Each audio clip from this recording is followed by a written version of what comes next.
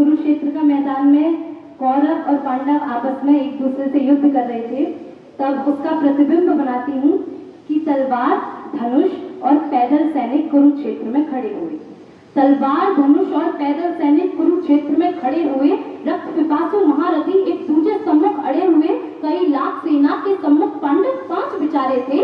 एक तरफ थे योद्धा सब, एक तरफ समय के मारे थे और महासमर की प्रतीक्षा में सारे ताक रहे थे जी। और पार्थ के रथ को स्वयं केशव हाँक रहे थे जी। रणभूमि के सभी नजारे देखने में कुछ खास लगे। माधव ने अर्जुन को देखा, अर्जुन उन्हें उदास लगे। कुरुक्षेत्र का महासमर एक पल में तभी सजा डाला। 5 जन्य उठा, कृष्ण ने मुझसे लगा बजा डाला। हुआ शंखनाद, जैसे ही सबका गर्जन शुरू हुआ, रक्त बिखरना हुआ शुरू हुआ, सबका मर्दन शुरू हुआ। कहा कृष्ण ने उठ पार्थ, कहा कृष्ण ने उठ पार्थ, और एक आंख को नीच जरा, गांडीव पर रख बाणों को, प्रत्यंचा को खींच जरा। आज दिखा दे रणभूमि में, आज दिखा दे रणभूमि में, योद्धा की तासीर यहाँ इस धरती पर कोई नहीं है अर्जुन के जैसा वीर यहाँ। सुनी बात माधव की तो अर्जुन का चेहरा उतर गया।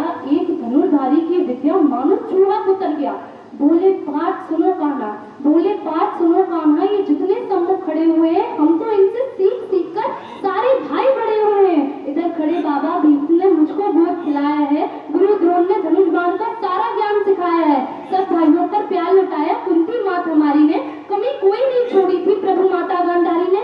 ये जितने सम्मुख खड़े हुए हैं सभी पूजने लायक है। माना दुर्योधन दुशासन थोड़े से नालायक है, पर मैं अपराध क्षमा करता हूँ, मैं अपराध क्षमा करता हूँ। बेशक हम ही छोटे हैं, ये जैसे भी हैं, आखिर माधव सब तारों के बेटे हैं, और छोटे से भूभाग की खातिर हिंसक नहीं बनूंगा मैं।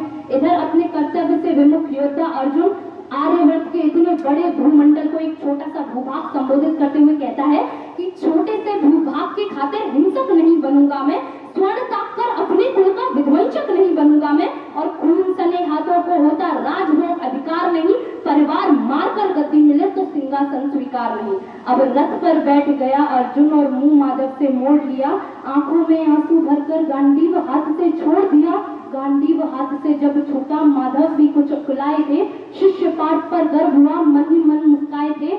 मन में सोच लिया अर्जुन की बुद्धि ना सटने दूंगा, समर भूमि में पार्थ को कमजोर नहीं पड़ने दूंगा, और धर्म बचाने के खातिर एक नव अभियान शुरू हुआ। उसके बाद जगत गुरु का गीता ज्ञान शुरू हुआ।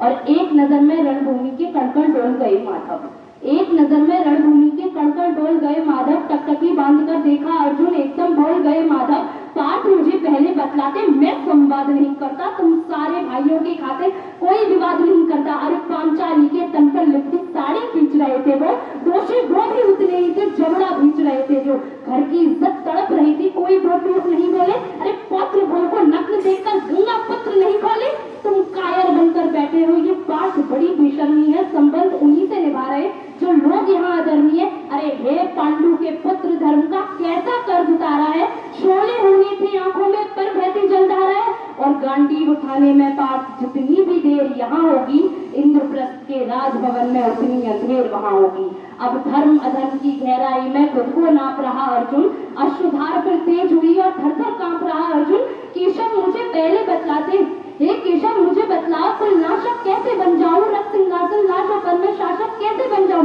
कैसे उठेंगे ये कर उन पर जो कर पर अधर लगाते हैं। अधर यानी हाथ को, जो करों को चुनते हैं, जो हाथों को चुनते हैं, तो कैसे उठेंगे ये कर उन पर जो कर पर अधर लगाते हैं, करने को जिनका स्वागत ही कर पर स्वयं जुड़ जाते हैं।